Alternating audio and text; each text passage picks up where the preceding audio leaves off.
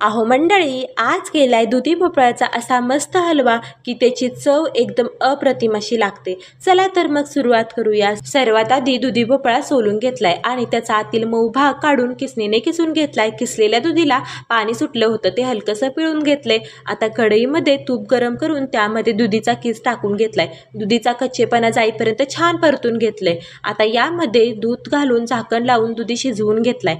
मध्ये मध्ये झाकण काढून हलवत राहिले म्हणजे दुधी तळाला लागणार नाही। आता झाकण काढून एका वाटीत थोडं दूध घेऊन त्यामध्ये हिरवा रंग मिसळून घेतलाय आणि हे रंगाचं दूध हलव्यामध्ये घालून मिक्स करून घेतले।